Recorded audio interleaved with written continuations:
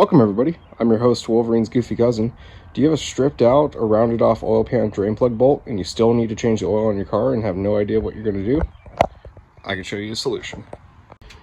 Just a little FYI disclaimer for this video before you start watching it. If you came to this video and your drain plug will not go back in and it's stripped out, like in the sense that there's no saving it whatsoever, you're at the wrong video here, and I do apologize, and I wish you the best of luck to the case. The only suggestion I can give you at that point in time is tapping and drilling the oil pan and running a different drain plug, but unfortunately I won't be able to help you in this case. Or in this case, this video, we're dealing with the factor of the drain plug has been rounded off, or the threads on the inside have been stripped out, i.e. it's been cross-threaded, or it was tightened just a little too tight, but it hasn't broke free from the threads, but the threads are all crushed up and messed up. So if you go to loosen it out, it will pop out and never go back in, and your only other option is tapping and drilling and going to a bigger size. A little bit of a secondary disclaimer. So it's all on you to decide if your oil drain plug is in there and isn't just going to blow off and come off when you're going down the road or in high RPMs, or you're leaking oil everywhere or what have you. That's completely on you to decide. I cannot judge that. That is not my call and not my place to give advice on. I personally ran a little RTV and then went to some JB Weld just to make sure she wasn't going to come out of there. She has the threads destroyed. I've been able to pull the drain plug once and put it back on until I went to this method. One of the previous owners of this car stripped it and then tapped and drilled it. I didn't know that. Went to do a standard oil change, and all of a sudden the threads got all crushed up. So that's all my problem, my fault. But big disclaimer, I'm not advising you on how to judge that or do that. That's purely your call and up to you. I am not a professional mechanic. I'm not licensed or anything. I'm just some jack wagon in his driveway. So all the semantics and disclaimers out of the way, let's get into it. So you're probably wondering, how the hell am I going to change my oil if I can't pull off the drain plugs? Well, in this case, you're going to want to get yourself one of these fancy tools. This is a Mighty Vac fluid evacuator. You don't have to get the Mighty Vac. I think Harbor Freight has them. I think you can get them from kind of any major tool manufacturer. I don't know. I got this one off of Amazon. It was about I think 100, maybe 100, 200 bucks, 150 probably. Let's just split the difference. It's a Mighty Vac model MV7201 fluid evacuator plus. Now, you don't have to get the plus model. I got the plus because it has the option of blowing fluid out as well. There's a little valve that you just turn and it blows out the fluid from the reservoir versus sucking the fluid. That's helpful if you're trying to fill up a diff, transmission, or what have you. That's what I wanted. You don't have to do that. You can just get a basic evacuator, but it's also nice for disposing oil, like putting it in bigger jugs, or if you really want to go through all the hassle, you can put it on these little oil jugs like that. I don't know, that's your trip, not my elephant, not my circus. Doesn't matter to me. So anyway, that's the main tool that you're going to need. And you're probably wondering, okay, how am I supposed to suck the oil out with the drain plug all messed up? Well, I'll show you. Let's get under the hood. So we're going to be pulling the fluid through the hole for the dipstick. So you want to go ahead and pull your dipstick all the way out and find a nice, clean, dry spot to set it. Make sure to wipe off all the oil and stuff, and make sure it's not going to get all contaminated and whatnot, and get it out of your way. Nice. Now, it's very important to check the fluid level before you wipe it up and set it down somewhere, because that will come in handy for figuring out how much fluid that's going to be extracted.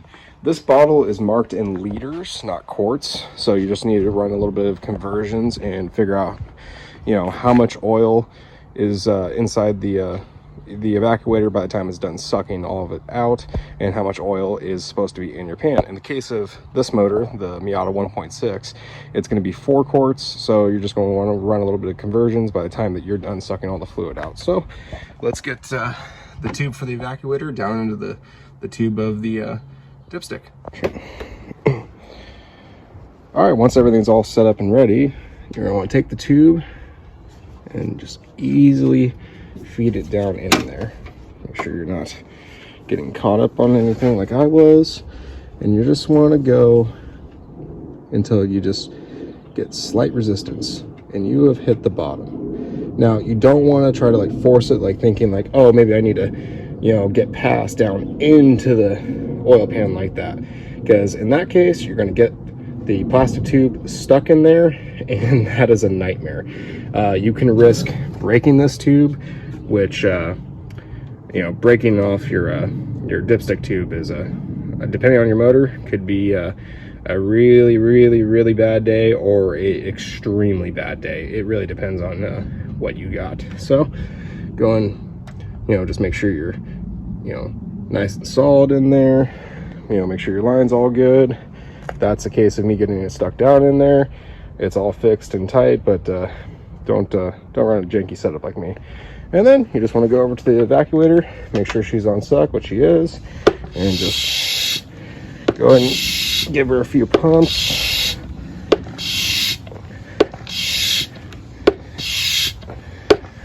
Also want to make sure your motor is somewhat warm when you do this, just to make sure you're getting the oil good. And once you kind of, you know, don't feel so much resistance, and then you're watching the oil pop out, you're good. And then you're just going to want to keep a close eye on that, make sure she's still draining just fine. It's going to be a while, so take your time, don't rush through it or anything like that. But you know, just keep a good eye on it. Every once in a while it will start to lose suction, so you got to give it some more pumps, and just keep an eye on how much oil you're getting down there into the evacuator. So we're roughly close to about 5 minutes in, and as you can maybe see, you know, she's evacuating. She is doing her job, and you know, we're getting oil down into the evacuator. So I started out with about I don't know, I think it was about 1 liter of oil in there already from previous ventures. We're just below 2 liters right now, so it's, you know, it's not quick at all. You know, if you're racing through this or in a hurry, you're not really gonna have a good time. But as you can see, it's, you know, well, I can't really tell if you can see it as well as I can, but it's flowing, it's pumping, it's got good suction going on. A little slower just because, you know, you go down to the smaller line right here. Well, you go from a smaller line to a bigger line. Sorry, I'm not the smartest, but you know, she's doing her job. So like I said, just take your time, let it sit there and pump out, and, you know, maybe watch a YouTube video, or, you know, I don't know, do something to keep yourself occupied. But make sure that you still got a good flow going. Every once in a while when the flow starts to slow down, you know, just come over here and give it a few pumps. About 10, I believe, is what the manual says. But I don't know how to read or count, so I think that's good enough. So just let it flowing out and keep an eye on it. You're basically just going to be going until, you know, she runs dry. So we're reaching around about 10 minutes here. We're getting closer up to about 4.7 liters, which is about where I want to be at. So we're almost to the end here on this little fluid evacuation job. I almost forgot to mention to speed it up, actually. So I'm kind of an idiot for saying that it's going to be slow and there's nothing you can do about it. You can always crack that and get your what can I talk, oil cap what the heck, off, and always get some better suction going through there. Me personally, I've gotten everything out without doing that. It really depends if you're doing other stuff at the same time. Really purely up to you. We're starting to get signs of towards the end there, boys. Starting to get some air and the last little bits of it out. See, it's bubbling up down in there pretty good. Yeah, almost done with it. Usually towards this point in time with it, I like to give her a few more pumps, just to get it really moving out of there.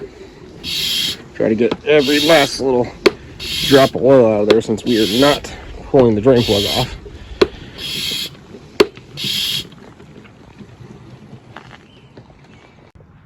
All right, once you've hit your target amount and she's not sucking anymore, you are good to go ahead and pull the tube out. So what I like to do is just avoid a mess, pull it out just a hair, and then give it a few, try to get out whatever is a little bit left inside that tube, because you're not going to get it perfect. And then I'm going to go and extract it. There we go. And I was going to stick that in the oil pan, but go ahead and clip it on right here, and we are good. So go ahead and keep working out the last little bit that you can to avoid a mess. And we'll move on from here. So I did all my math, and we are coming in just a little under 4 quarts, which is okay. You're not going to be able to get everything out of there. We still got to pull the oil filter off, and you know, there's oil in all kinds of crevices of that engine, so you're not going to get it all out, which, like I said before, is totally fine. So let's go ahead and pull that filter out and put the dipstick back in, and then once we've changed out the filter, then we can start adding oil and then really do some measuring to figure out how much we got out and how much we need to add. For right now, it's just a basic filter swap out. I'll take care of that and I'll get back to you guys. Well, I cracked the filter loose, and as you can see, a little bit came out. So, like I said, there's oil all kinds of places inside the engine block. You don't have to worry about getting every single drop out of that oil pan when you're doing it this way. See, even look at that, quite a bit of oil left down in the bottom of that. So, all right, let's get that changed out and I'll show you all what to do. Well, once you got your filter all swapped out, now here's the real trick. So what you're gonna do is, you know that you've taken out at least 2.5 to about 3 quarts. So go ahead and start putting oil in the engine. But once you hit about, say 2.5 quarts, start checking your dipstick. You know, every so often, let the oil drain down. Keep checking it every so often, add a little bit more, check it, add a little bit more and check it, and just keep going. And once you've ended out after 3 quarts and you're still not getting any oil on it, then go to your 4th quart. That, with the 4th quart, just go nice and easy and slow until you start seeing oil on the dipstick itself, and then, you know, add as needed. You should be coming in just a little under 4 quarts. You don't need a funnel.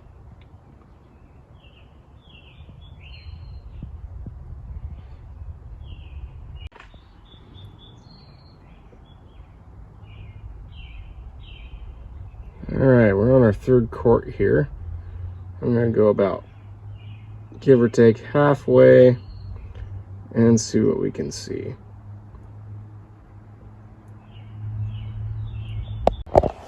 All right, so let's check it out, see what we can see. Oh yeah. Got a little bit of oil going on there. But I'm gonna keep messing with it and kind of gauging it. This is the real trick, is you just kind of got to gauge it by how much oil as it drains all down into there, and, you know, try to figure out how much oil you need to add back in. Just, you know, obviously don't go over, and, you know, take your time, kind of play it by, you know, the side of the eye. Don't overfill it, don't underfill it. Just, you know, let it do its thing and just keep checking the dipstick and just add a little bit more as you need it.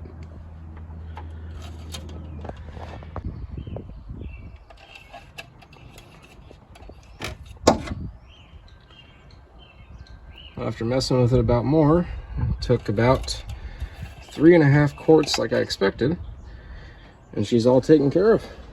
She should be full on oil. Now let's start her up and see if we see some internal combustion. All right, well, moment of truth. See if we get a little bit of an explosion. Oh, there goes the oil pressure. Oh, she sounds absolutely fine. I didn't even get that famous lifter tick. Well, that kind of sums it all up. Oil is changed and all taken care of. I appreciate you guys watching. I hope I've been able to help you out on this kind of job, and I wish you guys best of luck if you plan to tap and drill in the future, or just go ahead and swap out the oil pan. But this should keep you going, but proceed with caution. I've been your host, Wolverine's Goofy Cousin. Please like the video if you liked it, dislike it if you didn't like it, leave me a comment down below. Tell me why, tell me I'm an idiot, tell me I helped you out, whatever you guys want to say. I really do appreciate you guys watching. Have a good one.